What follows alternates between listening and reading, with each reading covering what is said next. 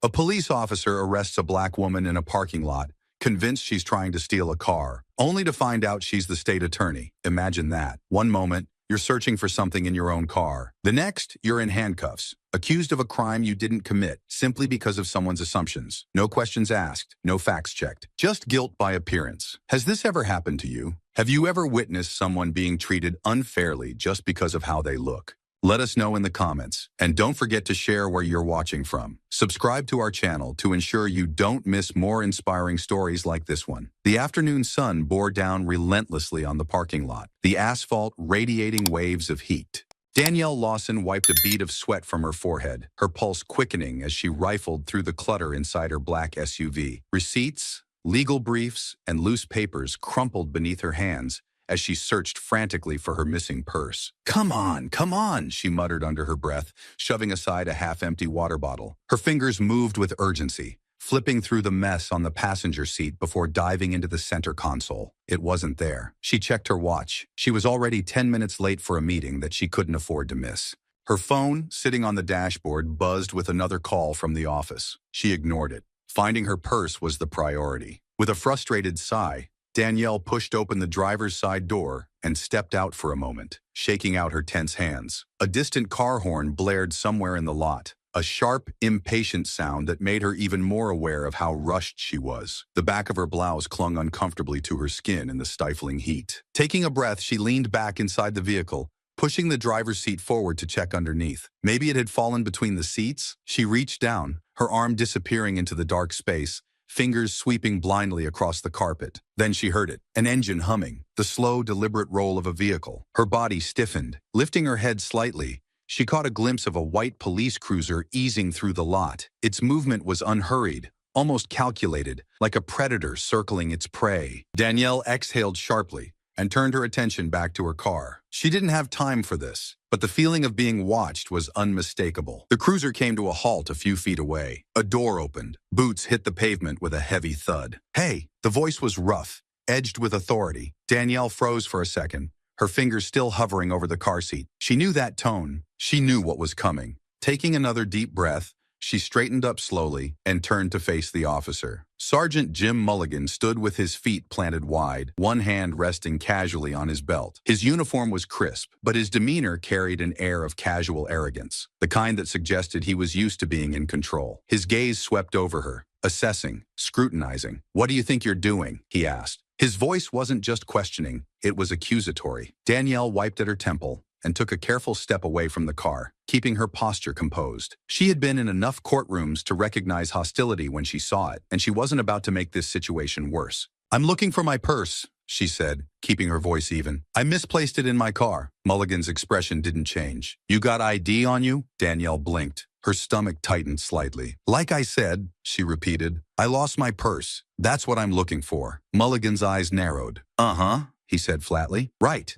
Step away from the vehicle." Danielle felt a flicker of irritation but forced it down. She could already see where this was going. Keeping her movements slow, she took a step back, raising her hand slightly to show she wasn't a threat. "This is my car," she said again, a little firmer this time. "I just need to find my purse, and I'll be on my way." But Mulligan wasn't listening. His eyes remained locked on her, suspicion creeping into his expression. "You're acting real suspicious," he said, taking a step closer. "You expect me to believe you just lost your purse in a car like this?" Danielle's patience thinned. "Yes," she said, her voice steady, "because that's exactly what happened." A flicker of something crossed Mulligan's face. Something colder, more condescending. "Uh-huh, and I'm supposed to just take your word for it?" Before she could answer, another figure approached. A security guard from the shopping center, a middle-aged man with a thick-set frame, walked up and stopped beside Mulligan. His name tag read, Vince Holland. "What's going on?" Holland asked, looking between them. "Caught this one rummaging through a car," Mulligan said, tilting his head toward Danielle. "Says it's hers."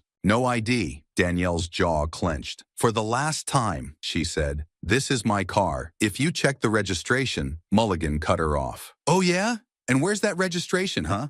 In your missing purse?" Danielle exhaled sharply, biting down the frustration bubbling in her chest. Security guard Holland shifted uncomfortably but didn't interject. Mulligan, however, looked entirely at ease, as if this was just another routine stop for him, except it wasn't. Danielle wasn't just some random woman in a parking lot. "I'm the state attorney," she said, her voice firm. If you run the plates, you'll see that. Mulligan raised an eyebrow, then let out a short, mocking laugh. State attorney, huh? That's a new one. He looked over at Holland. You ever hear that one before? Holland didn't respond. Danielle inhaled through her nose, reining in her growing anger. I don't need to make up stories, she said coolly. I am who I say I am, and I don't have to stand here and be harassed while trying to get my belongings. Mulligan's smirk faded slightly. His posture shifted, his fingers twitching near the top of his holster. Step back, he ordered. Danielle held his gaze. I already did. Step back further. Danielle could see it now. This wasn't about the car. It wasn't about her missing purse. It was about control. Mulligan had already made up his mind about her. In his eyes, she was just another black woman in a nice car, digging around for something she shouldn't have. And no amount of reasoning was going to change that. The realization settled in her stomach like a stone. This wasn't about logic. This wasn't about facts.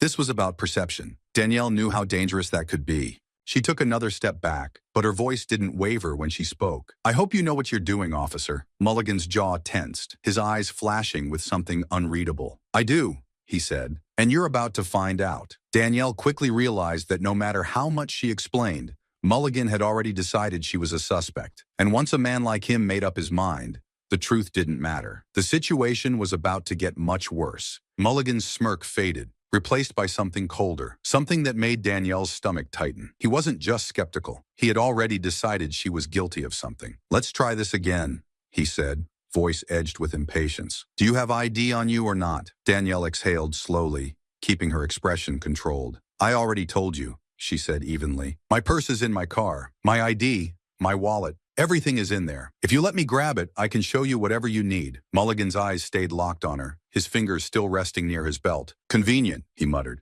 Ain't that always the story? Danielle felt her patience thinning, but she kept her hands still at her sides. Every movement mattered now. She knew better than to reach for anything, to make any sudden gestures. Mulligan, a voice crackled over his shoulder radio. Status? He lifted the radio to his mouth, his gaze never leaving Danielle. Got a possible 459 in progress, he said, referencing the police code for burglary. His voice was firm, deliberate. Black female, mid-30s, claims the vehicle is hers. No ID. Standing by for backup. Danielle's breath hitched. A possible 459? He was actually reporting her as a burglary suspect.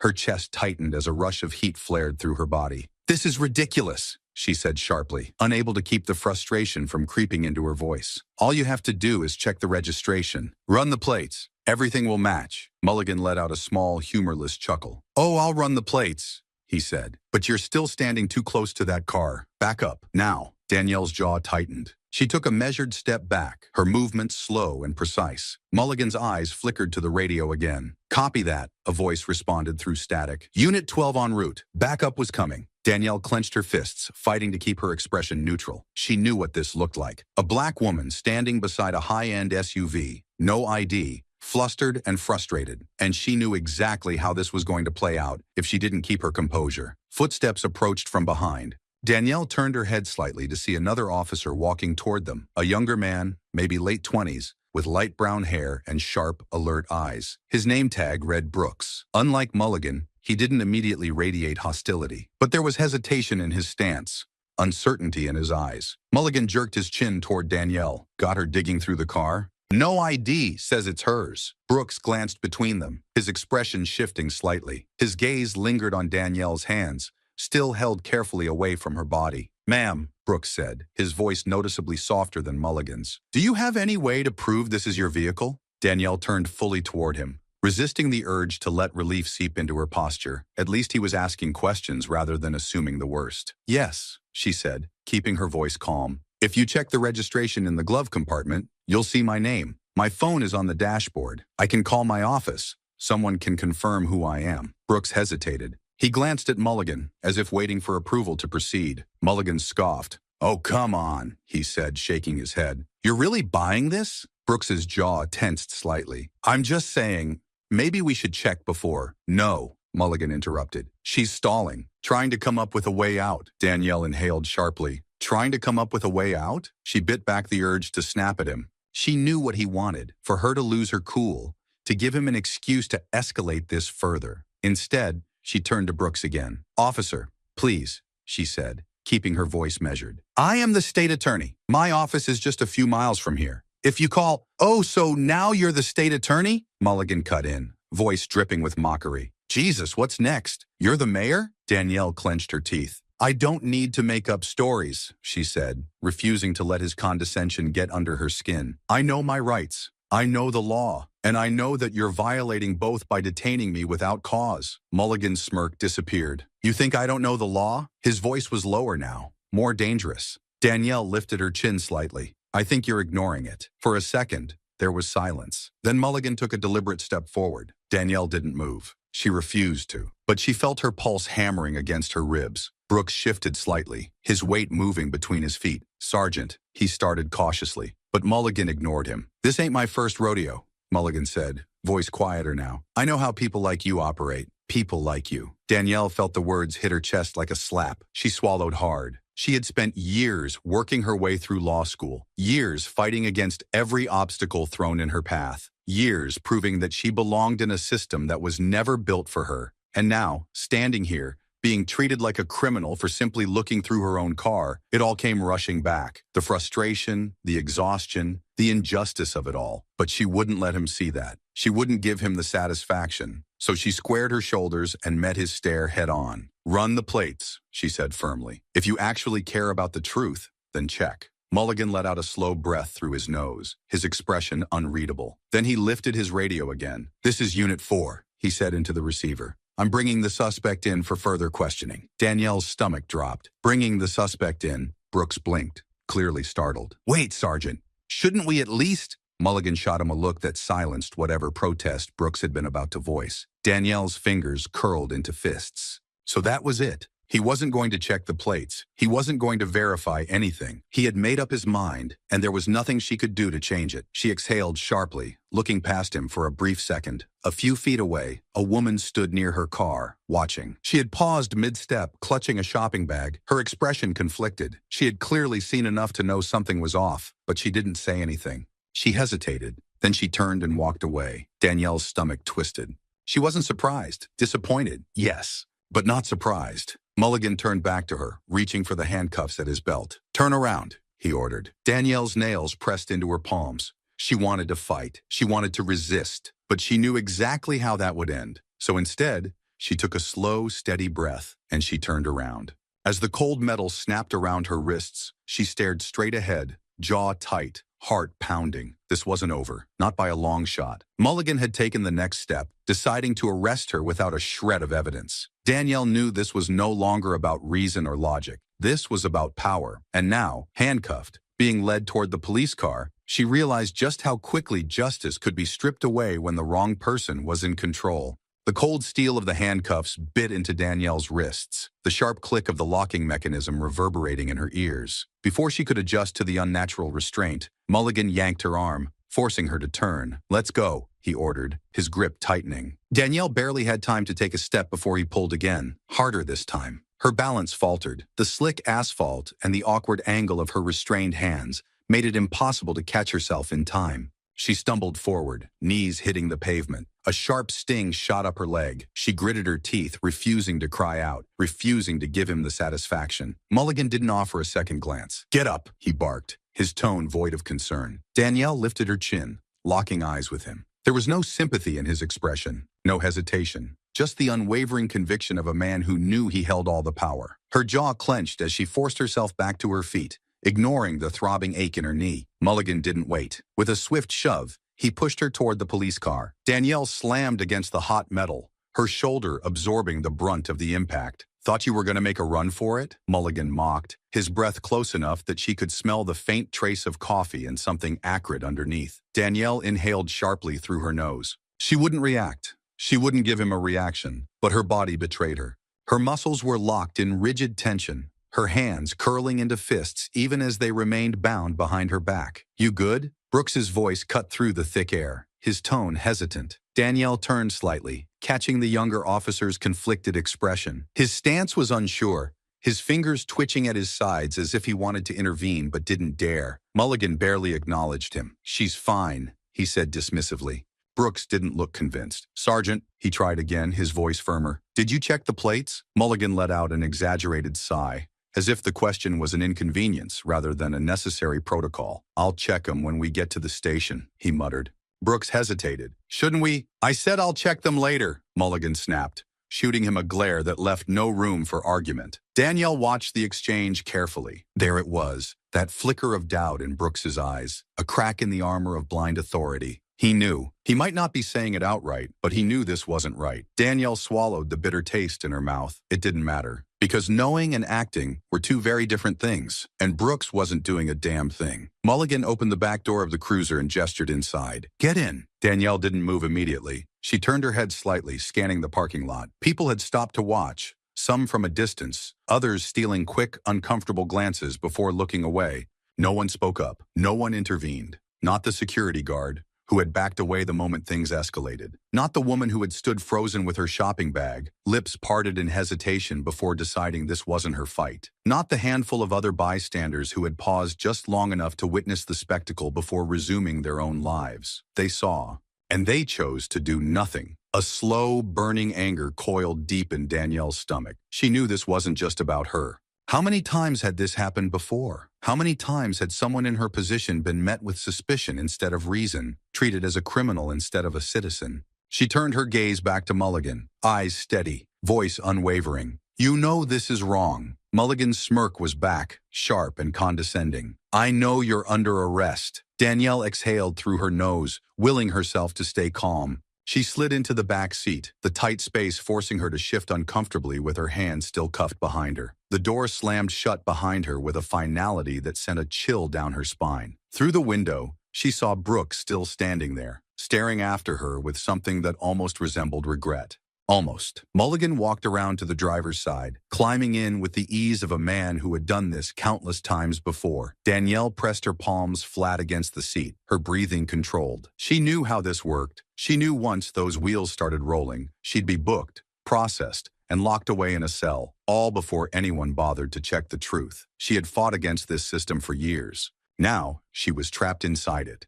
And as the police car pulled away from the curb, Danielle knew one thing for certain. The worst was yet to come. As the city blurred past the window, Danielle felt the weight of reality settle heavily on her shoulders. This wasn't just an arrest.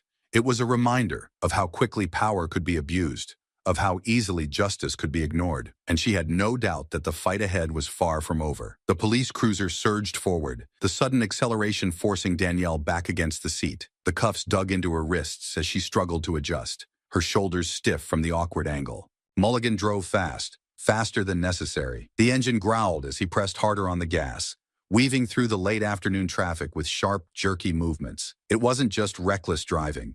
It was a message. Danielle clenched her jaw, refusing to show any sign of discomfort. Outside the window, the city blurred past. The familiar streets she had traveled countless times now felt foreign, distorted by the reality of her situation. Pedestrians walked along the sidewalks, oblivious to the injustice unfolding inside the speeding police car. A mix of emotions churned in her chest. Anger, disbelief, a simmering defiance she refused to let go of. She wasn't naive. She knew how easily people disappeared into the cracks of the system, how a simple misunderstanding, a deliberate refusal to listen, could ruin lives. She thought of the names she had come across in her years as a prosecutor, cases where men and women, disproportionately black and brown, had been arrested under similarly flimsy pretenses. Some had managed to fight their way out. Others had been swallowed whole, their voices lost to a system that thrived on their silence. Danielle Lawson wasn't someone who got lost in the system, but she also knew that the difference between her and those who had was as thin as the metal cutting into her wrists. She inhaled through her nose, steadying herself. She wouldn't panic. She wouldn't break. From the front seat, Mulligan let out a low chuckle, shaking his head slightly as he kept his eyes on the road. "You're real quiet back there, State Attorney," he said, dragging out the title mockingly. Danielle didn't answer. She had nothing to say to him. Mulligan smirked, as if her silence was exactly what he had expected. "Bet you're regretting that attitude now, huh?" he continued. "All that talk about rights, about knowing the law. Guess it doesn't mean much when you're the one in cuffs." Danielle remained still, her fingers tightening into fists behind her back. She wouldn't give him the satisfaction of a response. But Mulligan wasn't done. "You know, I've dealt with plenty of liars in my time," he mused, turning the wheel sharply as he sped through a yellow light. "They all think they're the exception.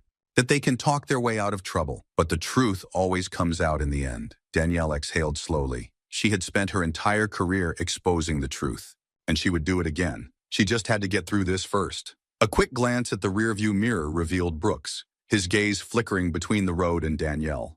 Unlike Mulligan, he wasn't gloating. There was hesitation in his expression. Regret, even. But not enough. Danielle met his eyes for a brief second, challenging him with a single look. Say something. Do something. Brooks quickly averted his gaze, shifting uncomfortably in his seat. The silence stretched.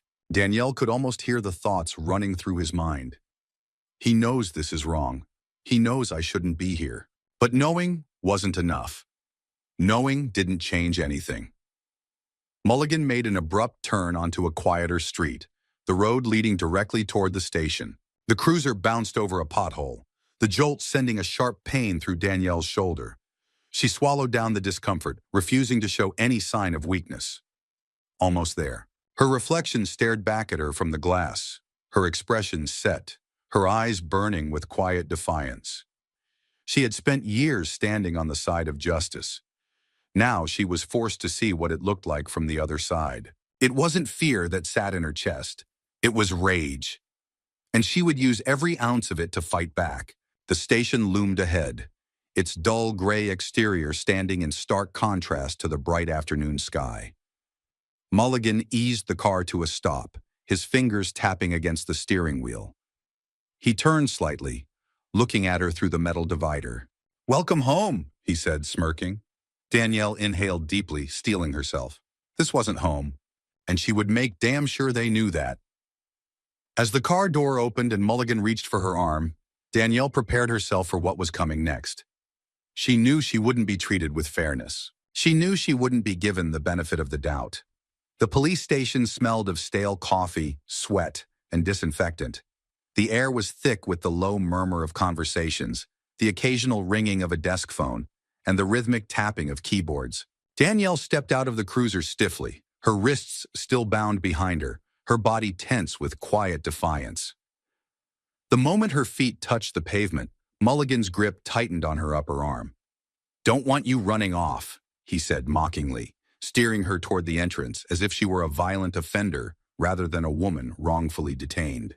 Danielle didn't resist. She wouldn't give him any reason to escalate, not when she knew how quickly things could turn. As soon as they stepped inside, Mulligan led her past the front desk, ignoring the brief glances from officers who barely spared her a second look.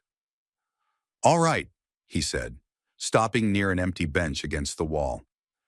"Let's make this official." He reached into her blazer pocket, yanking out her phone. Danielle inhaled sharply. "I have the right to—" "Nope." Mulligan cut her off, wagging a finger. "Not yet, you don't." She glared at him. "I want my phone call," she said firmly. Mulligan smirked, tapping the screen of her phone lazily before slipping it into his pocket. Yeah. You'll get it. When I decide you've earned it." Danielle's fingers twitched behind her back, but she refused to rise to his bait. He was enjoying this. Every smug remark, every unnecessary delay, it was all about control. "People like you," Mulligan continued, stepping back to look her over, "always think you're special. Think the law doesn't apply to you. Hate to break it to you, state attorney, but you're just another perp in the system now." Danielle's breath was steady, but her pulse hammered against her ribs. She had spent her entire career upholding the law, and now she was watching it be twisted in real time by the very people sworn to enforce it. A female officer approached, her eyes scanning a clipboard. "All right, let's process her." Mulligan gestured lazily toward Danielle. "She's all yours, Officer Jenkins." Danielle's stomach tightened. Jenkins, tall, with a tightly wound blonde bun and sharp, calculating eyes, looked at her without an ounce of sympathy. "Come with me." Danielle followed, her movements stiff as she was led into a smaller room. The door clicked shut behind them. "Face the wall." Danielle hesitated. She had done nothing wrong. And yet, here she was, being treated like a criminal. Jenkins sighed impatiently. "I said face the wall." Danielle clenched her jaw and did as she was told, her pulse pounding as she felt hands patting down the pockets of her blazer, sliding along her arms, over her waist. She had been searched before. Routine courthouse security checks, airport screenings. This wasn't the same. This was invasive, deliberate. Jenkins tugged the blazer off her shoulders, tossing it onto a nearby table. "What else you got?" Danielle turned her head slightly. "Nothing." Jenkins lifted a skeptical eyebrow but didn't argue. She patted down Danielle's legs, finally stepping back with a small shrug. "She's clean," Jenkins called over her shoulder, walking toward the door. Danielle exhaled slowly, trying to suppress the burning humiliation creeping up her spine. The door swung open, and Mulligan was waiting. "All set?" he asked, grinning. Jenkins nodded. "No weapons, no contraband." "Shocking," Mulligan deadpanned. Then he turned to Danielle. "All right, Princess, back to the bench." Danielle bit the inside of her cheek hard enough to sting, but said nothing. She was led back into the main booking area, her mind racing. She needed her phone call. She needed someone, anyone, to intervene before this spiraled further. As if on cue, a new voice entered the mix. "What's going on here?" Danielle turned her head slightly, catching sight of a man in his mid-50s, tall with graying hair and a badge that signified rank. Lieutenant David Rollins. He had authority, influence. Hope flickered in Danielle's chest. Mulligan straightened slightly, adopting a more formal tone. "Bringing her in for attempted vehicle theft. No ID on her." Rollins frowned, his sharp eyes moving to Danielle. "This true?" Danielle met his gaze evenly. "No, it's not." Rollins' lips pressed together. "Then what's your side of the story?" Finally, someone who was willing to listen. "I was looking for my purse in my car. It's my vehicle. My registration is inside." Mulligan never checked. He just assumed I was stealing it. Rollins glanced at Mulligan. "You didn't check the registration?" Mulligan shrugged, unfazed. "Didn't get the chance. She was acting suspicious. Thought it was best to bring her in first." Rollins exhaled through his nose, clearly irritated. He studied Danielle for another second, his expression unreadable. But then, instead of pressing further, he simply said, "All right, get her processed." Danielle's stomach dropped. That was it? No further questions. No order to verify her claims? Mulligan smirked. "Already on it, sir." And just like that, Rollins walked away. No intervention, no accountability, just another man in uniform looking the other way. Danielle's fists clenched. She should have expected this. This wasn't about facts. It wasn't about truth.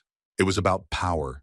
And right now, she had none. She sat back down on the bench, her pulse hammering. Mulligan leaned against the desk, clearly pleased with himself. "Tough day, huh?" he mused. Danielle ignored him. She needed to think. She needed to get out of here, and she knew exactly who could make that happen. Mark Edwards. Danielle exhaled slowly, steadying herself. If there was one person who could fix this mess, it was Mark. But first, she had to get to a phone. Mulligan wasn't going to make it easy, but she had no intention of waiting quietly. Danielle sat rigidly on the hard bench, her wrists aching from the tight cuffs. Time crawled, each second stretching unbearably long as the low hum of the police station surrounded her.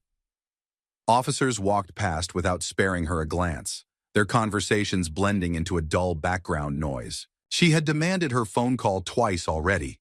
Mulligan had ignored her the first time, then waved her off the second, grinning like he was enjoying a private joke. But now, after what felt like an eternity, a different officer approached. "Let's go," he said, jerking his chin toward a small room off to the side. Danielle didn't move right away. "Am I finally getting my phone call?" The officer, one she hadn't interacted with before, sighed. "Yeah, follow me." She stood, shaking the stiffness from her legs as best she could. Mulligan, leaning casually against a desk nearby, gave her a slow, taunting smile. "Better make it count, Princess," he called after her. "Not like you got many options left." Danielle ignored him. The officer led her into a dimly lit room, little more than a closet with a desk. A landline phone sat in the center, attached to the wall by a thick cord. "You get one call," the officer said, standing by the door. "Make it quick." Danielle picked up the receiver, forcing herself to take a steadying breath before dialing. It rang once, twice. Then a voice picked up. "This is Mark Edwards." "Mark," Danielle said, keeping her voice calm, though it took effort. There was a pause. Then, "Danielle?" His voice sharpened instantly. "Where the hell are you? I've been calling you all afternoon." She swallowed hard. "I'm at the police station." Another pause. Then, his voice turned lethal. "What?" Danielle closed her eyes for a brief second. "I was arrested." Silence. Then, "For what?" Mark's tone was controlled, but she could hear the anger just beneath the surface. Danielle exhaled slowly, gripping the receiver tighter. "Mulligan accused me of trying to steal my own car. He refused to check the registration. He ignored everything I said." There was a sharp intake of breath on the other end. "Jesus Christ," Mark muttered. "Which precinct?" "Central." "I'm on my way," he said immediately. "Don't say anything to anyone until I get there." Danielle nodded, even though he couldn't see her. "Mark," she said, lowering her voice slightly, "be ready for a fight. They're not treating this like a misunderstanding. They're treating it like a crime." Mark's voice was like steel. "Then we'll remind them exactly who they're dealing with." The line went dead. Danielle hung up the phone and turned back toward the officer. "I'm done." Without a word, he gestured for her to follow him back to the bench. She sat down, her heartbeat still pounding in her ears, but now for a different reason. Because she knew one thing for certain. Mulligan thought he had won, but he had no idea what was coming for him. Danielle sat waiting, her posture composed, her mind sharp. Mark was coming. And when he walked through those doors, everything was going to change. Danielle sat motionless, her wrists still sore from the handcuffs that had only been removed minutes earlier. The waiting area was cold, the fluorescent lighting harsh, but she refused to let her discomfort show. Every second that passed was another reminder of just how easily power could be abused, how quickly the presumption of innocence could be stripped away. And then, the doors to the precinct swung open. Mark Edwards strode in, his presence commanding even in the crowded station. His tailored gray suit was crisp, his polished shoes clicking against the linoleum floor with measured purpose. He was tall, lean, and radiated an authority that made people instinctively step aside. His gaze scanned the room until it landed on Danielle. His expression hardened. He moved swiftly toward the front desk, pulling out his ID and placing it firmly on the counter. "Mark Edwards," he announced, his voice controlled but sharp. "I'm here for Danielle Lawson." The officer at the desk barely had time to glance at his credentials before Mark cut straight to the point. "Where's the arresting officer?" As if on cue, Mulligan emerged from the back of the station, his smug grin still firmly in place. "Ah," Mulligan drawled, approaching with an air of arrogance. "You must be the lawyer." Mark didn't acknowledge the remark. "I want her released. Now." His voice left no room for argument. Mulligan chuckled. "Well, that's not how this works, counselor. She was brought in for attempted vehicle theft. Standard procedure." Mark's jaw tensed, his posture unyielding. "You and I both know that's bullshit. Did you even verify the registration?" Mulligan crossed his arms, the smirk never leaving his face. "Didn't need to. She had no ID. She was rummaging through a car that could have been stolen for all I knew." Mark leaned in slightly, his voice lowering to a dangerous edge. "Let me be clear. You arrested the state attorney for looking through her own car. You failed to check her credentials, ignored her legal rights, and now you're doubling down on a mistake that will cost this department dearly." Mulligan's smirk faltered for the briefest second before he scoffed. "Oh, come on! She told me she was the state attorney after she got caught. You expect me to believe that?" Mark's eyes darkened. "You didn't have to believe her," he said icily. "You had to verify, but you didn't. You made an assumption, and you arrested her without cause. And now, instead of admitting your mistake, you're digging yourself deeper." The tension in the room thickened. Nearby officers had stopped what they were doing, subtly listening in. Brooks stood at the edge of the scene, his posture rigid, his gaze flickering between Mulligan and Mark. "Look," Mulligan said, feigning exasperation. "I was doing my job. She was acting suspicious. She had no ID. I don't care what her title is." Mark cut him off. "Yes, you do. That's exactly why you're trying to justify this. If she were anyone else, if she looked different, you would have handled this another way. But you didn't. You saw a black woman in a nice car and decided she didn't belong there." Mulligan's face twitched, the muscles in his jaw tightening. "Watch yourself, counselor," he warned. Mark took another step forward, his voice unwavering. "No, you watch yourself, because right now I'm calling the chief of police. And if she isn't released in the next 5 minutes, I will personally see to it that your career ends here." Mulligan's smirk was gone now. For the first time, uncertainty crept into his expression. He glanced around, realizing just how many people were watching, how many of his colleagues were waiting to see how this played out. Mark could see it, the realization settling in. The game was over, but Mark wasn't finished yet, because this wasn't just about Danielle. It was about making sure this never happened again. Mark wasn't going to let Mulligan get away with this. He wanted accountability, and the only way to get it was to take this fight higher, to the man in charge. A heavy silence hung in the air, thick with tension, as Mark held Mulligan's unwavering stare. Around them, officers exchanged uncertain glances, sensing the shift in power. No one spoke, but the quiet was loaded, anticipatory, waiting for the next move. And then, the door to the back office swung open. Chief Ethan Carter stepped into the room. His presence commanded attention immediately. Tall, broad-shouldered, with neatly combed, silver-streaked hair, he had the aura of a man who had seen everything and had little patience for nonsense. His uniform was immaculate, his badge polished, and his expression unreadable as his sharp blue eyes swept across the room. Mark turned as Carter approached, the older man's gaze settling first on Mulligan, then shifting to Danielle. "What's going on here?" Carter's voice was deep, steady, accustomed to authority. Mulligan was the first to speak. "Brought her in on attempted vehicle theft," he said smoothly, as if the events of the last hour were routine. "She had no ID, was acting suspicious near an SUV. Didn't cooperate, so I made the call to detain her." Carter gave a slow nod, digesting the explanation. His eyes flicked to Danielle, but he addressed Mark instead. "And you are?" "Mark Edwards," Mark said evenly, producing his identification. "Attorney, here on behalf of Danielle Lawson, the state attorney you just had arrested for allegedly stealing her own car." A flicker of surprise passed over Carter's face, but he masked it quickly. Mark pressed forward. "Chief, this wasn't an arrest. It was a mistake. A reckless one. Mulligan never checked her registration, never verified her identity. He profiled her, ignored every opportunity to confirm the truth, and escalated the situation without cause." Carter's gaze hardened slightly, shifting to Mulligan. "You ran the plates?" he asked. Mulligan hesitated for half a beat too long. "I was getting to that," he said. Though it sounded less confident now, Carter's expression darkened. "You brought her in before confirming the car wasn't stolen?" Mulligan squared his shoulders. "She had no ID, and she refused to..."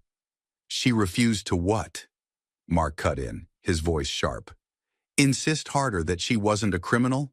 How many times does a person have to say, 'This is my car,' before you decide to do your job properly?"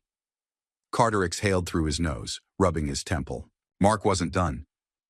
"I have proof," he said, pulling a folder from his briefcase and setting it on the desk with a satisfying thud. "Vehicle registration, under her name, driver's license, inside her purse, which was exactly where she said it was. I also have a call log from her office, showing multiple missed calls while she was being detained, and security footage from the parking lot, which I assume will confirm she made no attempt to steal anything." Mulligan's face paled slightly. Mark leaned in. "You arrested a sitting state attorney based on nothing but an assumption." The room was dead silent. Carter's jaw tightened. The weight of the situation was sinking in now. He turned back to Mulligan, his voice colder. "You didn't think to verify any of this before bringing her in?" Mulligan's mouth opened, but no words came out. Carter exhaled sharply, his expression unreadable, but Mark could see it. The realization. The chief knew. This wasn't just a mistake. It was a disaster. Carter's silence spoke louder than words. He knew this had gone too far. Now the only question was, what was he going to do about it? The weight of the silence in the precinct was suffocating. Chief Carter's expression remained stone-like, but his eyes flicked between the folder Mark had laid out and Mulligan, who now stood unnaturally still. The unshakable confidence that Mulligan had worn so effortlessly since Danielle's arrest was beginning to crack.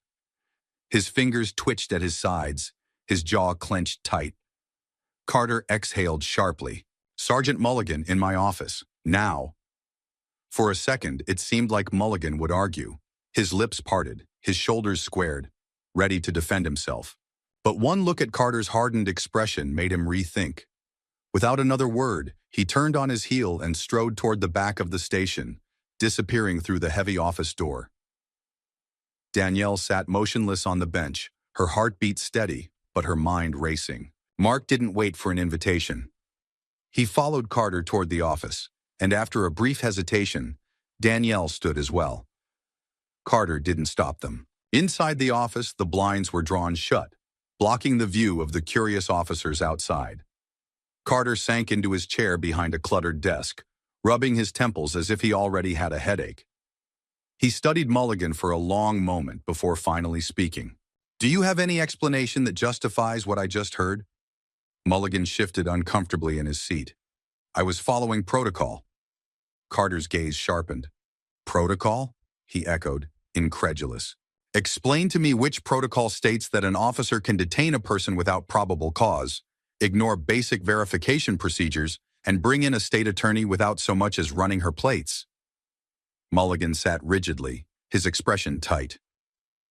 "She had no ID," he repeated, but his voice lacked its usual bravado. "That excuse isn't going to cut it," Carter shot back. Danielle watched the exchange carefully. She could see it, the exact moment Mulligan realized he was losing his footing. Carter straightened, his jaw tight. "As of this moment, you are suspended pending a full investigation." Mulligan's head snapped up. "Chief, you do not get to argue," Carter cut in, his voice carrying the authority of someone who had reached his limit. "You made an arrest without cause. You ignored procedure. And worse, you doubled down instead of correcting your mistake." Mulligan's fists clenched against his thighs. His mouth opened, then shut again.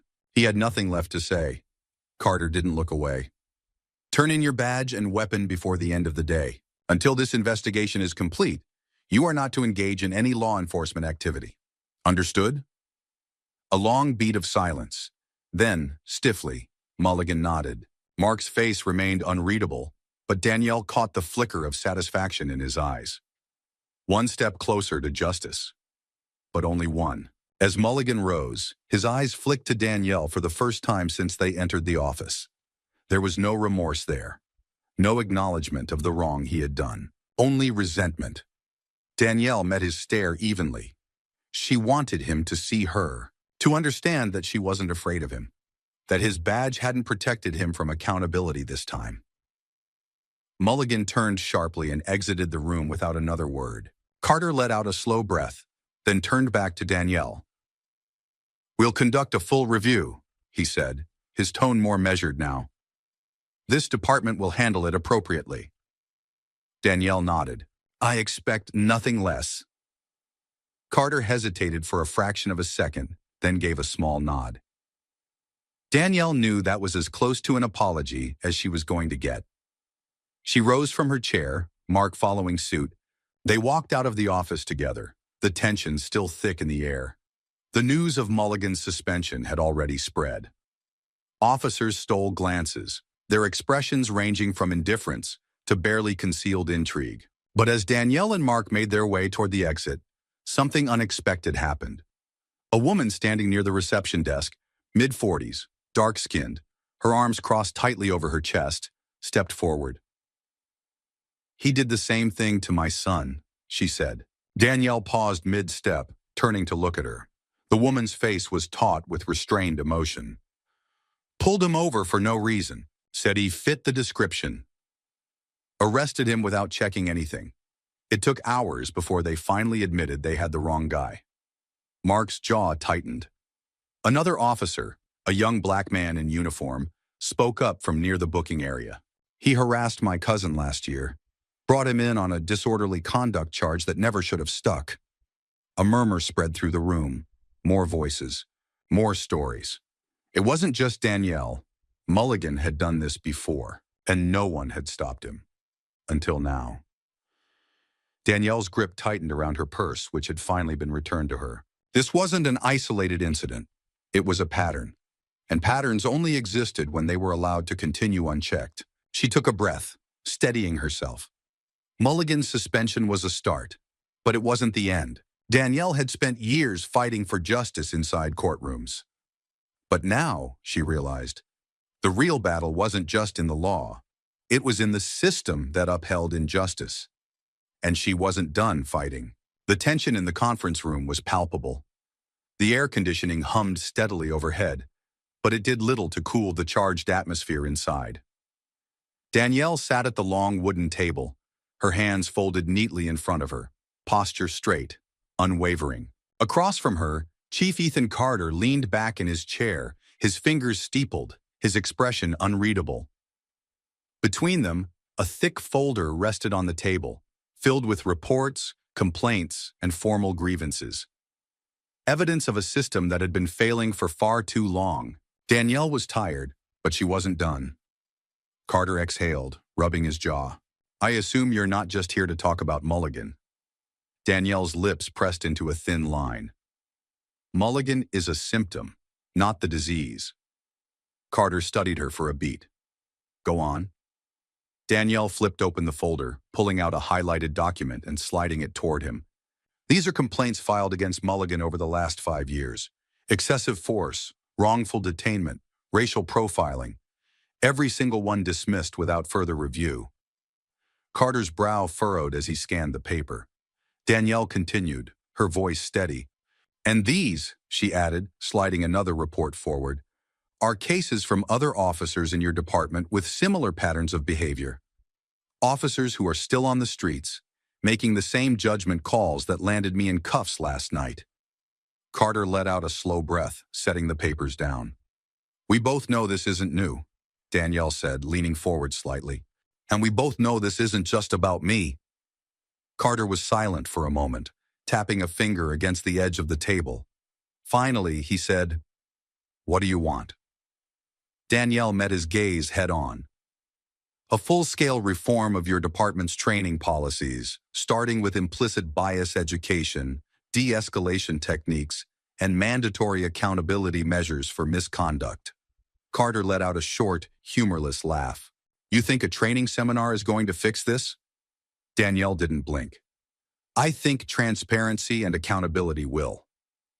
Carter sighed, leaning back in his chair again. Look, I won't pretend there isn't a problem. But you and I both know that training can only do so much. People like Mulligan don't change overnight.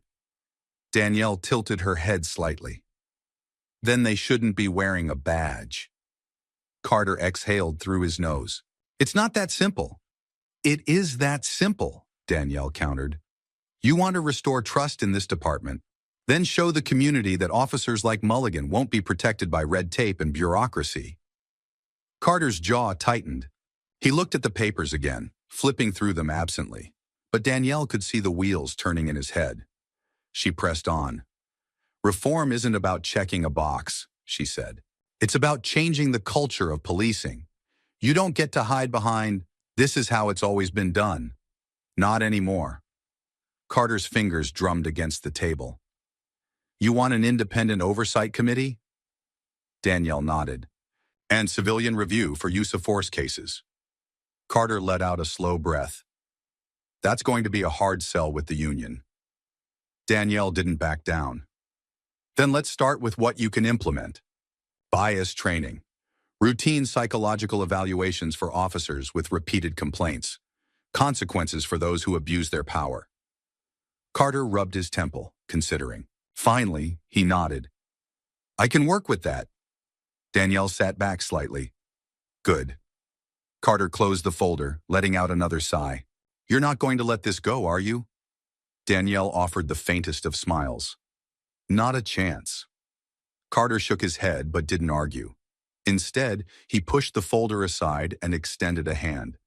Danielle clasped it firmly. This is a start, she said. Carter met her gaze. But it won't fix everything. Danielle's expression hardened. She already knew that. Policies on paper weren't enough. Danielle had seen too many empty promises, too many so-called reforms that led nowhere. If real change was going to happen, it had to start with accountability. And that meant ensuring that officers like Mulligan never held a position of power again. The official decision came down faster than Danielle expected. Barely a week after their meeting, Chief Carter held a press conference announcing that Sergeant Jim Mulligan had been terminated from the force. The internal investigation had revealed what Danielle already knew. This wasn't his first offense. Far from it. The report was damning. Multiple complaints of excessive force, racial profiling, and unlawful detainments, all buried under bureaucratic red tape. Some cases had been dismissed due to lack of evidence. Others had conveniently been deemed unsubstantiated.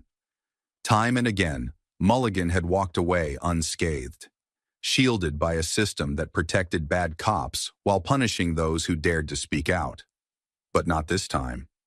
This time, the evidence was too blatant, too public. Danielle had made sure of that. She stood in the back of the crowded press room, arms crossed, watching as Carter read from the prepared statement. His voice was measured, his words carefully chosen, acknowledging failures in oversight and promising a renewed commitment to accountability. It was what the public needed to hear. But Danielle wasn't interested in words. She wanted action. And today, action had finally been taken. Mulligan was finished. As the press conference ended, officers and reporters dispersed, their conversations a mix of speculation and satisfaction. Some of Mulligan's former colleagues whispered among themselves, their reactions varying from quiet approval to thinly veiled resentment. Danielle ignored them. She had bigger things to focus on. Turning on her heel, she made her way down the hall toward Carter's office. But as she rounded the corner, a figure stepped into her path. Mulligan. Even out of uniform, he still carried himself like a man who believed he owned any space he occupied. Dressed in plain clothes, his shoulders were stiff, his jaw clenched so tightly Danielle could see the muscle twitch. For a moment, neither of them spoke. Then he let out a slow, bitter chuckle. Well, congratulations, he drawled. You got what you wanted. Danielle met his gaze evenly. What I wanted was justice. What you got was the consequence of your own actions. His eyes darkened. You think this changes anything? He said, voice low. You think firing me is going to fix the department, fix the system? He scoffed. You're a damn fool if you do. Danielle tilted her head slightly. Maybe, she allowed. Or maybe you just don't like the fact that, for once, the system didn't protect you. Mulligan's fists curled at his sides, but he didn't step forward. Men like me built this system, he muttered. And you think you're going to tear it down? Danielle didn't blink. No, she said. I think I'm going to make sure it stops protecting men like you. For a split second, something flashed in his expression. Not fear, not regret, just hate. But Danielle didn't flinch. She had spent her entire career facing men like him. And she wasn't afraid now. Mulligan exhaled sharply, shaking his head before stepping past her, shoving his hands into his pockets as he disappeared down the hall. Danielle watched him go. He would leave this building knowing that he had lost. And for the first time in his career, there was no one left to cover for him. But this wasn't just about one officer. This was about all the others still wearing badges. Officers who had gotten away with the same abuses. Officers who had never been held accountable. Mulligan was gone, but the fight wasn't over, not even close. Firing one officer wouldn't fix a broken system. Danielle knew that, but she also knew this was a step. one she would make sure led to real, lasting change. And she wasn't going to stop until it did. The city stretched before her, bathed in the golden hues of an early morning sunrise. From her office window, Danielle watched the skyline shift as light spilled over the rooftops, casting long shadows across the streets below. It felt different today. Not lighter exactly. The weight of everything, the fight, the responsibility, was still there, pressing against her shoulders.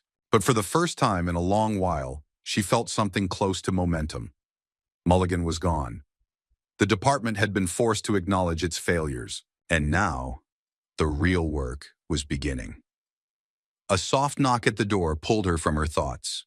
Mark stepped inside, a folder in one hand and a paper coffee cup in the other. He set the coffee down on her desk without a word, knowing she hadn't slept much. She offered him a tired but appreciative smile. "Thanks." He dropped into the chair across from her, flipping open the folder. "It's official. The mayor signed off on the Civilian Oversight Committee last night." Danielle exhaled slowly. She had spent weeks pushing for this, an independent body with the power to investigate officer misconduct, separate from the department itself. It wasn't a perfect solution, but it was a start. "They want you on it," Mark added, watching her carefully. As lead counsel, Danielle expected the offer. She had been in the center of this fight from the beginning, and if she wanted real change, she had to be at the table where those decisions were made. Still, the weight of it settled heavily in her chest. She wasn't just overseeing reforms. She was helping dismantle a system that had existed unchecked for far too long, and she knew exactly how many people would try to stop her. Mark studied her for a moment before leaning forward, resting his elbows on his knees. "You don't have to say yes," he said. "You've already done more than enough." Danielle shook her head. "No, I haven't." She closed the folder, her fingers pressing against the cover. "This isn't about what happened to me," she continued. "It's about making sure it doesn't happen to anyone else." Mark nodded, unsurprised by her answer. "Then we better get to work." The community center was packed. Rows of folding chairs stretched wall to wall, every seat filled with people from across the city. Some were there out of curiosity, some out of frustration, but many, too many, were there because they had their own stories to tell. Danielle stood at the front of the room, microphone in hand, scanning the faces before her. She had spent years in courtrooms, addressing juries, cross-examining witnesses, delivering arguments with precision and force. But this was different. This wasn't about winning a case. It was about listening. She cleared her throat, her voice steady as she began. "I know why most of you are here," she said. "I know what it feels like to be unheard, to be dismissed. And I know that one officer losing his job doesn't fix a system that's been broken for generations." Murmurs of agreement rippled through the crowd. Danielle continued, her grip tightening slightly on the microphone. "But change doesn't start from the top down. It starts here, with us, with your voices." She gestured to the people seated before her. "This isn't just about policy," she said. "It's about making sure those policies actually work for the people they're supposed to protect." For the next hour, she listened. She listened to the father whose son had been falsely accused and spent 2 nights in a holding cell for a crime he didn't commit. She listened to the woman who had been pulled over 3 times in the same month for no reason other than routine checks. She listened to voices that had been ignored for too long, and she promised that this time, things would be different. Danielle sat at her desk long after the office had emptied, staring at the stack of notes in front of her. Testimonies, complaints, evidence of a problem far bigger than just one officer, one arrest. The Civilian Oversight Committee was a step forward. The new training policies would help. But she knew better than anyone that real change wouldn't come easy. There would be resistance. From the department, from the union, from people who saw reform as an attack instead of an improvement. But Danielle had never been one to back down from a fight. She rose from her chair and walked to the window, looking out at the city once more. There was still so much work to do, and she was ready. And that's the story of Danielle Lawson, a woman who refused to be silenced, who turned injustice into action, and who proved that real change doesn't happen by waiting. It happens by fighting for it. But this isn't just her story. It's a reality that too many people face every day. So now, I want to hear from you. Have you ever witnessed or experienced injustice like this? What do you think needs to change in our system to ensure accountability? Let's keep this conversation going in the comments. If this story resonated with you, don't forget to like, share, and subscribe for more content that challenges the way we see justice, power, and change. Together, we can make sure these stories aren't forgotten. Thanks for watching, and I'll see you in the next one. A fierce storm batters the streets of a city, mirroring the internal turmoil of Jack Turner. Lightning briefly illuminates a luxury car gliding through the rain-soaked streets. Jack's hardened expression reflects the cynicism accumulated over years of service in the police force, a gaze trained to distrust the unlikely, and nothing seems more out of place than that black man behind the wheel of such an expensive car. Jack's suspicion intensifies, and he makes the decision to pull the vehicle over, ignoring the fact that there's no legitimate reason for his suspicion. What begins as a simple traffic stop quickly turns into a humiliation disguised as authority. The storm continues to rage, but for Jack, this is just another night where he did his job. However, he has no idea that this night will change the course of his life in a way he could never have imagined. The rain was pouring down that night, as if the sky was collapsing onto the city. The drops pelted against the windshield of Jack Turner's patrol car, obscuring his vision and creating a rhythmic, almost hypnotic melody. But Jack wasn't one to be distracted. He drove through the upscale neighborhood streets with the same determination as always, his eyes sharp for any suspicious movement, any sign that something was out of place. For him, this kind of constant vigilance was part of the job, part of being a good cop. Jack was a man with a hardened expression and a cold stare, marks of a long and grueling career. With nearly 3 decades on the police force, he took pride in his ability to maintain order in a city that he believed was steadily descending into chaos. His face was always covered by a mask of severity, an emotional armor that protected him from the hardships of the outside world. Time and experiences on the streets had turned Jack into a cynical man, someone who believed that evil could be anywhere, especially where you least expect it. As he moved through the deserted streets, something caught his attention. A luxury car, brand new, gleaming under the streetlights, that seemed out of place in the surrounding scene. Jack frowned. It wasn't common to see a car like that, especially at this hour of the night. He slowed down the patrol car, and as he got closer, noticed the driver. A black man, in a dark suit, calmly driving through the wet streets. To Jack, that seemed like a clear sign that something wasn't right. Who the hell is this guy? He thought, never taking his eyes off the car. And what's he doing here at this hour? Without hesitation, Jack activated the patrol car's lights, causing the vehicle ahead to pull over to the curb. He got out of the car with firm steps, feeling the familiar adrenaline that always accompanied him in stops like this.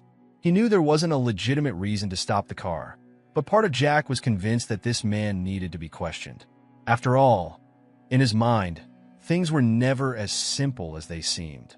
The driver lowered the window slowly, revealing a calm and controlled face.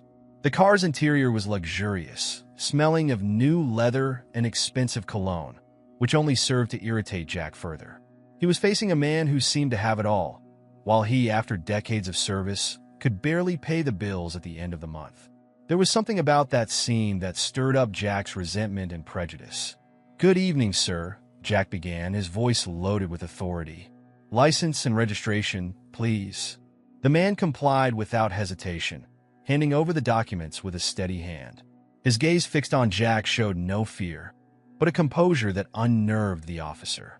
Jack took the papers, examining them with excessive attention, as if looking for any mistake, any irregularity that would justify his stop. "What brings you to this neighborhood at this hour of the night?" Jack asked, not taking his eyes off the documents. "I'm heading home," the man replied, his voice calm, but with a firmness that didn't go unnoticed. "I had a work meeting, and now I'm on my way home."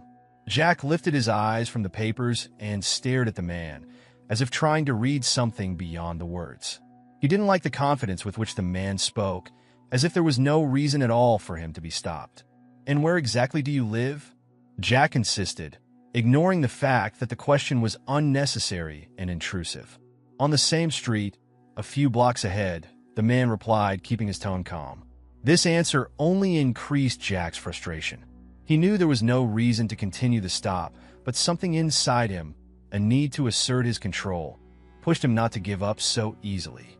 "You know, it's not very common to see someone like you driving a car like this, in a place like this, at this hour of the night," Jack said, his tone heavy with insinuations. The man frowned slightly, but maintained his composure. His steady gaze on Jack showed that he fully understood the implication behind the officer's words. "Someone like me?" he asked, his voice still soft, but now with a more serious tone. Jack hesitated for a moment, but decided to continue. He wasn't willing to back down, not after having started this confrontation. He needed to reaffirm his position, his authority. "You know what I'm talking about," Jack said, his gaze hardening. "It's a matter of safety. You never know who might be driving around here. Are you sure you live in this area? It doesn't seem like the kind of place people like you would frequent."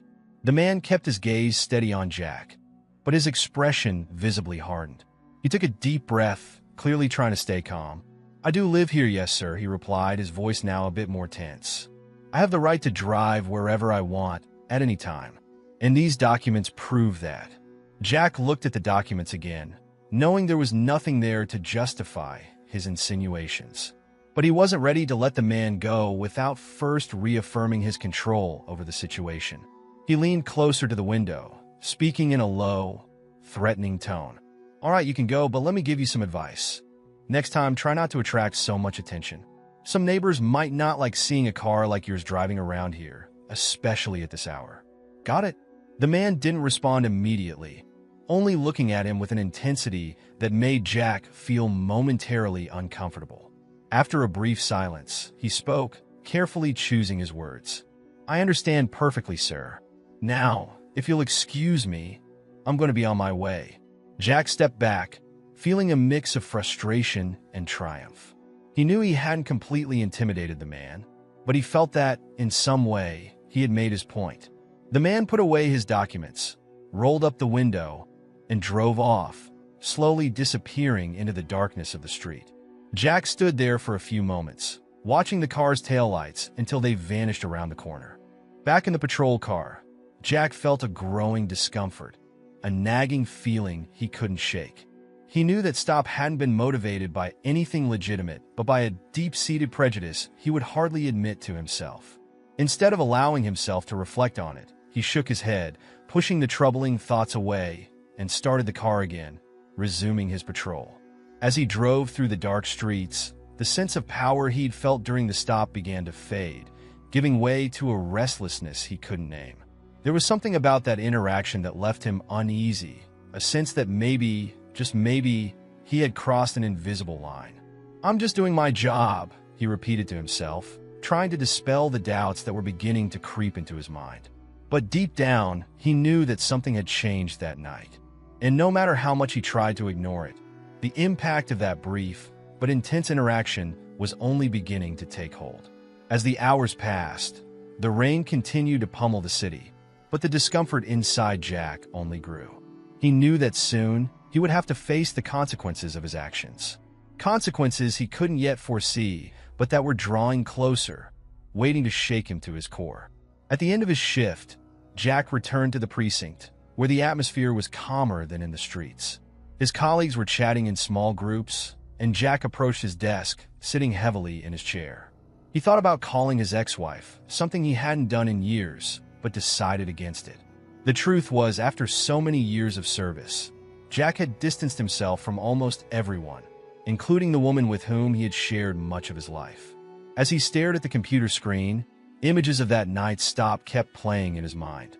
It wasn't the first time Jack had acted this way, but for the first time, he felt disturbed, as if something was off.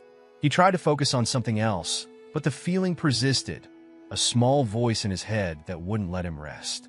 Little did Jack know that that night, which should have been just like any other, would mark the beginning of a profound change in his life. A change that would start the next morning when he would be confronted with a truth he could no longer ignore. and by a man who would force him to look inside himself and question everything he believed to be true. For now, he tried to convince himself that it was just another night, that he had done his job as he should.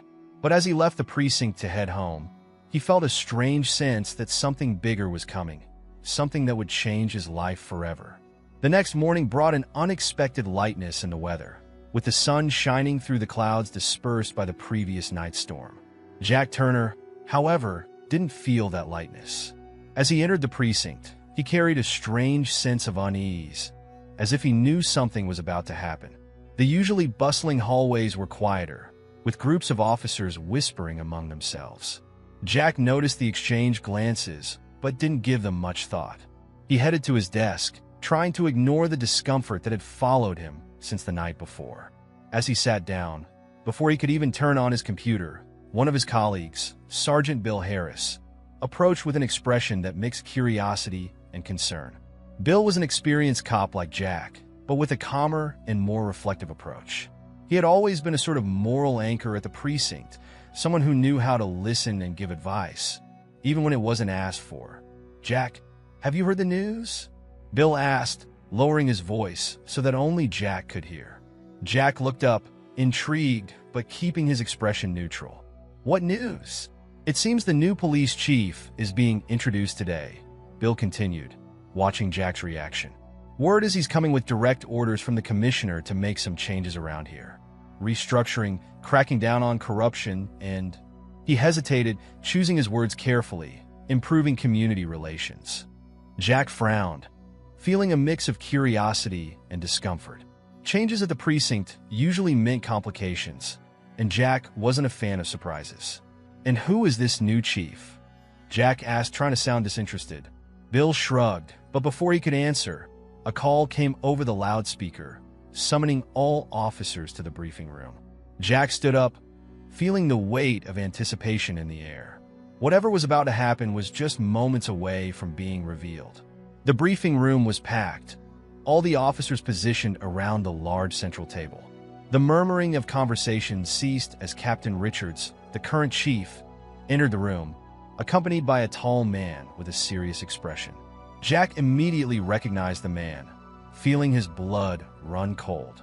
It was the driver he had stopped and humiliated the previous night. For a moment, Jack was paralyzed, unable to believe what he was seeing. The coincidence was too great to be real, and the discomfort he had felt before entering the room now made sense. That stop, which he had considered trivial, was about to come back to haunt him in a way he could never have predicted. Captain Richards cleared his throat, calling for silence.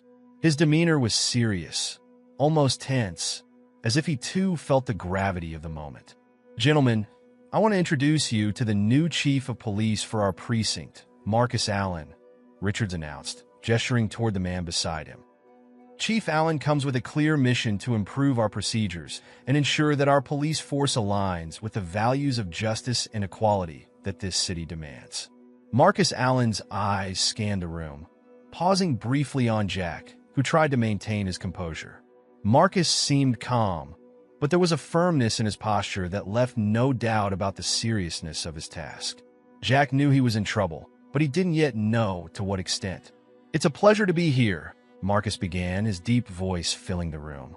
"I know that change is not always easy, but it is necessary for us to better serve the community. I will work alongside all of you to ensure that we fulfill our duty with integrity and respect for all citizens, regardless of race, class, or background." Every word was laden with clear intent, and Jack felt the impact of them as if they were directed squarely at him. It was as if Marcus was sending a subtle but unmistakable message, reminding him of the humiliation of the previous night. Guilt and shame began to creep in, but Jack kept a stoic face, determined not to show any weakness. After the speech, the room was dismissed, and the officers began to file out, murmuring about the news and speculating on what was to come. Jack, however, didn't move. He was processing the situation, trying to figure out how to deal with what he knew was a delicate matter. Before he could make a decision, he felt a hand on his shoulder. He turned to find Marcus Allen himself, staring at him with an unreadable expression. Jack felt the weight of authority in Marcus's gaze and knew immediately that this wasn't just a casual conversation. "Turner, I need to speak with you in my office," Marcus said, without preamble. Jack nodded, struggling to remain calm, and followed Marcus through the hallways to the office that had once belonged to Captain Richards. The room was organized, but still had few personal touches from Marcus. As he entered, Jack felt the air grow heavier, as if he was being pulled into an inevitable confrontation. Marcus closed the door behind him and motioned for Jack to sit. Jack complied, though he was uncomfortable. The situation was surreal, and he knew that, in a way, he had dug his own grave. "I didn't expect to see you here," Marcus began, as he sat behind the desk. His voice was calm, but there was an intensity in it that made Jack straighten his posture. "I recognized you as soon as I walked into the precinct. I won't lie, it surprised me." Jack swallowed hard, feeling the pressure mounting. He knew that the best way out of this situation was to admit his mistake, but years of pride and stubbornness wouldn't let him surrender so easily. "Chief Allen, Jack began, trying to find the right words, but Marcus cut him off. "I'm not interested in excuses right now, Turner. What I want to know is if you're willing to change. Last night, what you did was unacceptable, and you know that as well as I do. But I'm here to make changes, and that includes giving everyone the chance to become better, including you." Jack remained silent, absorbing Marcus's words. There was no anger or direct accusation in the new chief's voice, but rather an implicit challenge, an offer of redemption that Jack hadn't expected. "I'm willing to work with you, Jack," Marcus continued, now using the officer's first name, a subtle tactic to reduce the distance between them. "But you need to be willing to work with me. It won't be easy, and I can guarantee that I'll be watching your every step. But if you truly want to change, I'll help you. If not, well, the consequences will be inevitable." Jack felt a mixture of relief and anxiety. Marcus's offer was both a second chance and a warning. He knew he was at a crossroads. He could continue with his stubbornness, risking his career, or he could accept Marcus's help and try to change, even if the idea was uncomfortable for him. After a moment of reflection, Jack looked up at Marcus, meeting the eyes of the man who now, more than ever, held his future in his hands. "I understand, Chief Allen," Jack said, his voice firm but laced with a humility he hadn't shown in a long time. "I'm willing to change. I'm willing to work on it." Marcus nodded, his face relaxing slightly, but without losing its seriousness. "Good, Turner. I'm giving you the chance to prove that it's true. We have a lot of work to do. Don't let me down." Jack stood up, feeling the tension in his shoulders, but also a strange sense of hope. He knew this was his last chance, but for the first time in a long while, he was willing to face it head-on. He left Marcus's office with his head full of thoughts, knowing that the days ahead would be challenging, but also crucial for his life and career.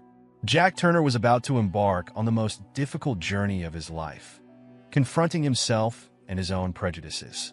Jack Turner felt the weight of the weeks that followed as if each day was a new battle against himself.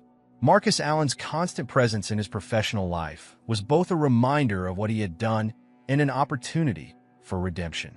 Jack knew that every move he made was being watched, every decision evaluated. Marcus didn't make things easy for him, and Jack, though reluctant at first, began to realize that maybe this was exactly what he needed. The initial changes at the precinct were subtle but impactful. Marcus was meticulous in his approach, ensuring that every officer understood the importance of treating all citizens with respect, regardless of their appearance, background, or social status. For Jack, this meant breaking old habits and confronting his own prejudices, something that was proving to be more difficult than he had imagined. During the morning briefings, Marcus made it a point to address issues related to officers' behavior while on duty. He spoke about the role of the police in building trust with the community, about how small actions could have significant impacts. Jack listened in silence, processing the words but still struggling with the internal resistance he felt. He knew he was wrong in many ways, but acknowledging that was a painful process. One morning, during one of these briefings, Marcus announced that Jack would be responsible for leading an operation in one of the city's most troubled neighborhoods. The area was notorious for its high crime rates, drug trafficking, and violence, and Jack had patrolled those streets many times before. However, this time the circumstances were different. He wasn't just following an order, he was being tested. "Turner, you're going to lead this operation," Marcus said, looking directly into Jack's eyes. "I want to see how you handle the situation. And remember, the goal is to enforce the law with the minimum amount of force necessary. I want you to use your head before anything else." Jack nodded, feeling the tension rise. He knew this was his chance to show that he could be different, but he also knew that any mistake could mean the end of his career. He left the briefing room with his stomach in knots, trying to focus on the mission ahead. The operation was scheduled for the evening, and Jack spent the rest of the day preparing, reviewing the details, and ensuring that everything was in order. When night fell, he met with his team at one of the staging areas on the outskirts of the neighborhood. The atmosphere was heavy, the tension palpable. Everyone knew they were entering dangerous territory, and any misstep could result in violence. Before launching the operation, Jack gathered his team for a brief speech. He felt the weight of the moment, knowing that the right words could make all the difference. "Look, everyone, I know you're all ready to act, but I want you to remember one thing," Jack began, his voice firm but with a sincerity he rarely showed. "Our goal here isn't to go in and break everything. Our goal is to bring order, but also to make sure no one gets hurt, including ourselves. Let's use our heads and not force, unless it's absolutely necessary." The officers nodded in agreement, but Jack could see in their faces that some were still reluctant. He knew that changing a mindset built over years wasn't easy, but he was determined to do his part. The operation began with a series of raids on specific points in the neighborhood, where the police had information about criminal activity. Jack led his team carefully, ensuring that each step was planned and executed with precision. However, things quickly began to spiral out of control. In one of the raids, a group of suspects reacted aggressively, and Jack felt the old instinct to act with force rising within him. He noticed that some of his men were also ready to use their weapons, the tension mounting by the second. Everything Jack had learned in the past few days was about to be put to the test. "Hold your fire," Jack shouted to his team, trying to control the situation. "Don't shoot, hold your position." The suspects, armed and ready to confront, looked at the officers with defiant eyes. Jack knew that any wrong move could trigger a shootout, and the consequences would be disastrous. He took a deep breath, trying to focus on Marcus's lessons, searching for a way to resolve the situation without violence. "Listen," Jack said, addressing the suspects, his voice loud enough to be heard, but without the authoritative tone he would normally use. "It doesn't have to end this way. We're not here to hurt anyone. Let's put the guns down and talk." The suspects hesitated, exchanging glances with each other. Jack felt the tension ease slightly, but he knew he was still treading on dangerous ground. He took a step forward, keeping his hands visible, an attempt to show that he was willing to engage in dialogue. "No one wants to get hurt here," Jack continued, now in a calmer tone. "I know you have your reasons, but it's not worth it. You can walk away from this without a scratch, but you need to trust that we'll handle this the right way." There was a long silence, where each second seemed to stretch on. Finally, one of the suspects lowered his weapon, and the others followed suit. Jack felt immediate relief, but he knew the work wasn't done yet. He signaled for his team to move in, disarming the suspects and taking control of the situation without a single shot fired. As the suspects were taken into custody, Jack watched with a mix of relief and surprise. He had done it. He had made the right decision, and the result was clear. There were no casualties, neither among the suspects nor his men. For the first time in a long while, Jack felt that he had acted according to the principles Marcus had been trying to instill in him. Back at the precinct, the operation was deemed a success, and Marcus wasted no time acknowledging Jack's work. In a private meeting, Marcus called Jack into his office, where he congratulated him on how he handled the operation. "You did exactly what I expected, Jack," Marcus said, with a slight smile, something rare to see on his face. "I know it was difficult, but you've proven that you're capable of change. This is just the beginning, but it's an important step." Jack listened to Marcus's words with a mixture of pride and humility. He knew the road ahead was still long, but that operation had been a milestone in his journey of transformation. "Thank you, Chief," Jack replied sincerely. "I'm still learning, but I'm determined to make this work." Marcus nodded, satisfied with Jack's response. "We'll keep working on this together. And remember, every day is a new opportunity to do the right thing." Jack left Marcus's office feeling that, for the first time in a long while, he was on the right path. The operation had shown him that it was possible to act differently, that he could be an effective officer without resorting to violence or prejudice. The journey was just beginning, but Jack now had a new perspective, and he was determined to move forward, one step at a time. The days that followed the successful operation were a mix of reflection and new responsibilities for Jack Turner. He knew the journey was just beginning, but the success of that night had given him a new perspective. For the first time in years, he was starting to believe that he could, in fact, change. However, with this new responsibility came a constant pressure to keep evolving, to avoid falling back into the old habits that had defined him for so long. True to his word, Marcus Allen remained present in Jack's professional life, watching every move, every decision. Marcus didn't just supervise. He also offered guidance whenever possible, helping Jack navigate the situations that arose. For Jack, this was a new form of leadership, one he had never experienced before, but one he was beginning to respect. One afternoon, as Jack was reviewing reports at the precinct, Marcus approached his desk with a serious expression. "Turner, I got a new assignment for you," Marcus said, handing him a folder. "I want you to lead the investigation into a missing person case. A young woman, a single mother, disappeared under suspicious circumstances. It's a sensitive situation, and her family is already questioning whether we're taking the case seriously." Jack flipped through the folder, absorbing the initial details. The woman's name was Rachel Evans, a 32-year-old nurse who worked at a local hospital. She had last been seen 3 days ago, leaving work at night.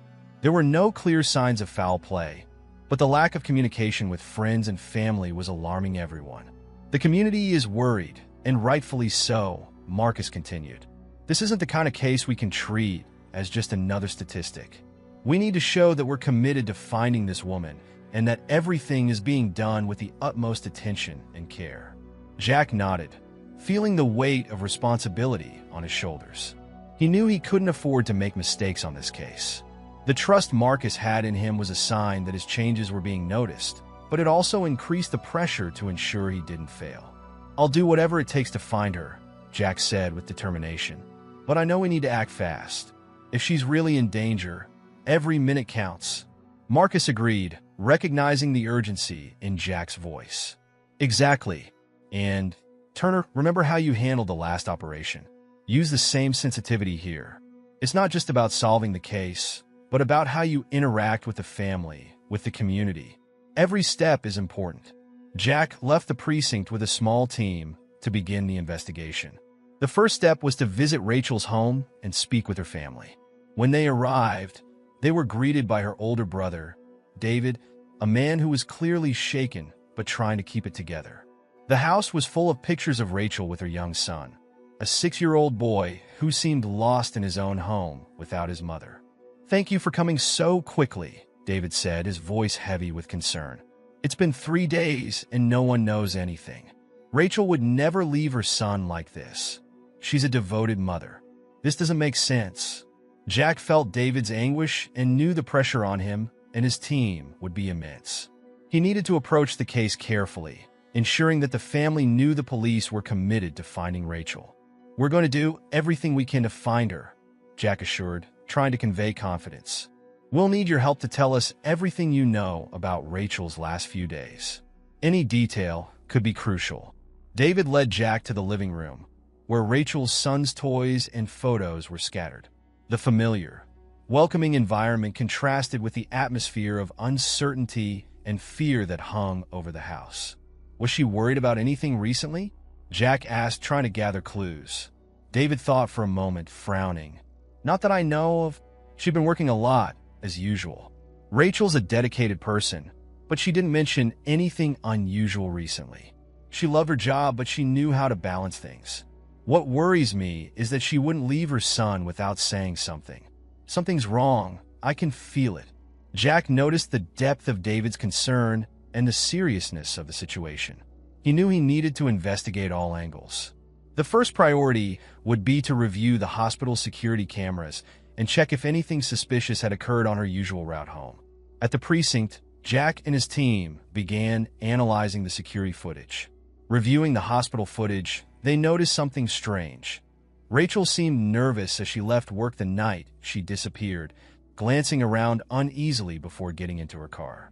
There were no signs she was being followed, but her behavior was unusual enough to raise suspicions. Something made her uncomfortable, Jack said, pointing at the screen. We need to find out what happened before she left the hospital. Maybe she received a call or a message. Check the internal hospital recordings and see if we can find anything. As the investigation progressed, Jack's team discovered that Rachel had received a call from an unidentified number just minutes before leaving the hospital. The call lasted just over a minute, but there were no details available about its content. From that moment on, the investigation began to delve into a possible abduction or involvement in something more sinister. While his team traced the number and checked Rachel's contacts, Jack decided to visit the hospital to speak with her coworkers. He needed to understand more about Rachel's personal life, and if anyone knew something that could help, it was the people she spent most of her time with. At the hospital, Jack was greeted by one of Rachel's colleagues, a nurse named Karen. She was visibly shaken by her friend's disappearance and didn't hesitate to cooperate. Rachel was a great nurse, an amazing person, Karen said, her eyes welling up with tears. Everyone liked her, but to be honest, I noticed she'd been more worried lately, like something was bothering her. Jack leaned in interested. Did she mention anything to you? Karen hesitated but finally spoke. One time, she mentioned that someone was following her, but I didn't take it too seriously. I thought it might just be her imagination, you know? She didn't seem alarmed, more like it was a passing concern.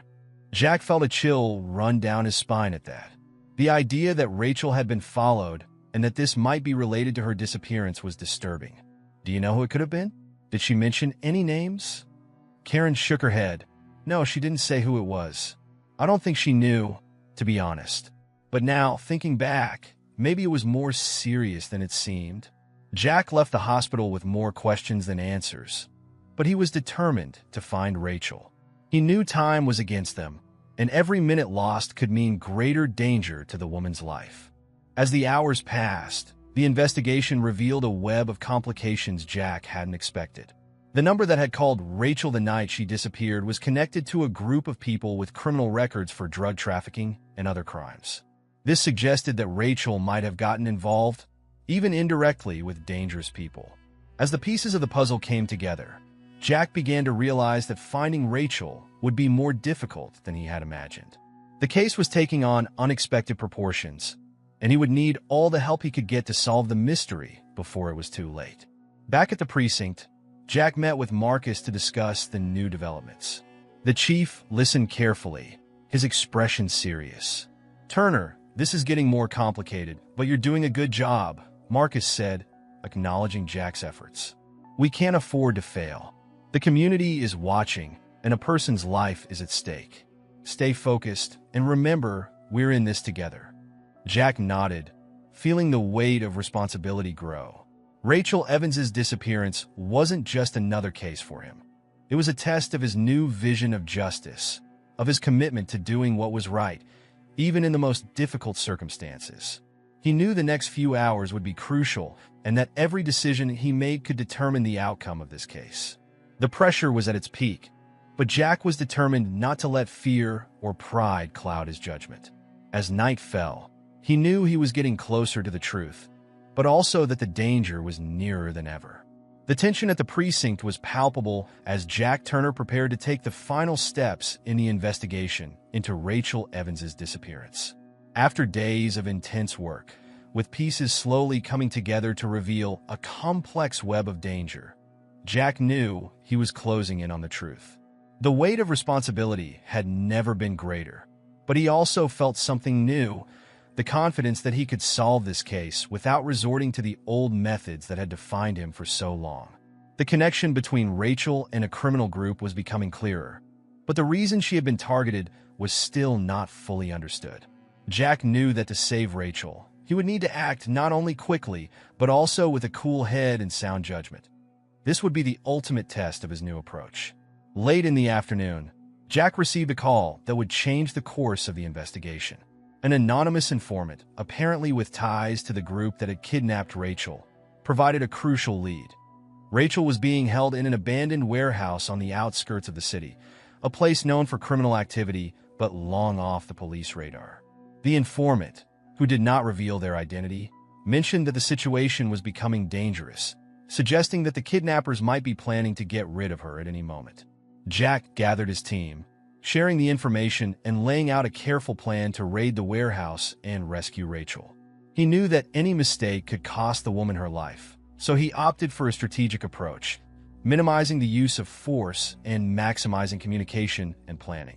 Before leaving, Jack met with Marcus Allen, who was closely observing the preparations.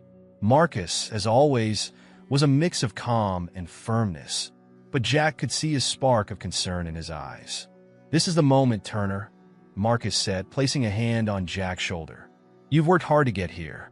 Trust in what you've learned and do what's right.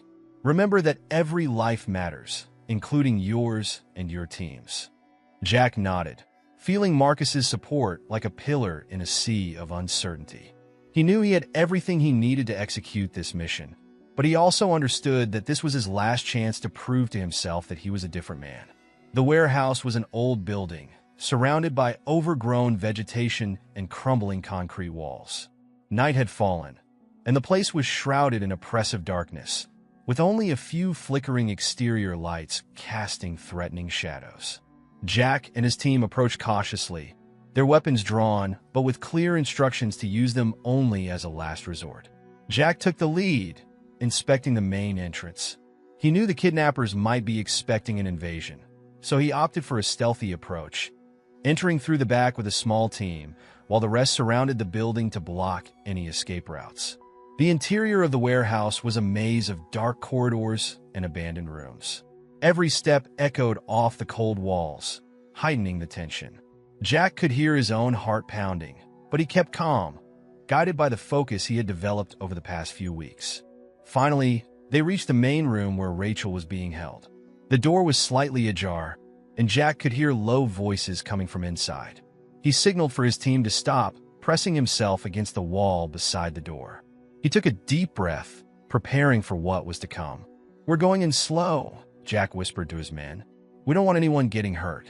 Rachel's in there, alive, and we need to get her out safely." With a quick motion, Jack pushed the door open and stepped into the room, followed closely by his team.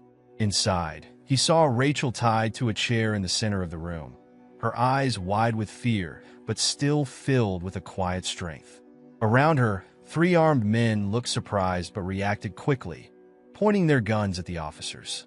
"Easy, easy," Jack shouted, raising his hands to show he wasn't there to start a shootout. "No one needs to die here today. We're all here to walk out alive. Let's talk." The kidnappers exchanged nervous glances, their guns trembling slightly. Jack knew he was in a delicate position, but continued speaking with the same calm that had defused the situation in the previous operation. "Listen, I know you don't want this to end badly," Jack continued. "You have a choice. Let Rachel go, and I guarantee you'll get a fair chance. If you try to resist, you know it won't end well for anyone." There was a moment of hesitation among the kidnappers.